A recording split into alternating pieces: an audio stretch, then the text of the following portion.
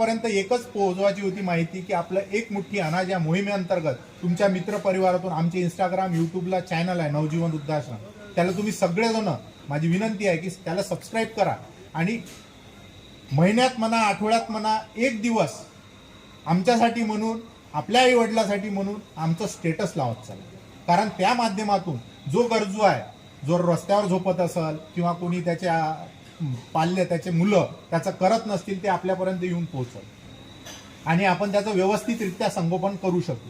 रस्त्यावर झोपल्यापेक्षा कुडकुडत मेल्यापेक्षा आपल्या आश्रमात येऊन जर त्याला समजा निवारा मिळाला तर तो योग्य रीतीनं राहू शकतो. तुम्ही सर्वजण, मला सगळ्याला विनंती आहे की आश्रमाला एकदा भेट द्या, ग्राउंड लेवलची स्थिती पहा आणि त्याच्यानंतर तुम्ही मदत करा. असं मी सांगत आहो किंवा मी बोलत आहो म्हणून तुम्ही मदत नका करू. गणेश तुमचा मित्र आहे, तो ट्रस्टी आहे म्हणून मदत नका करू. तुम्ही खरोखर त्या ग्राउंड लेवलवर या, आश्रमाची स्थिती बघा आणि त्याच्यानंतर जर तुमची इच्छा झाली तर मदत करा.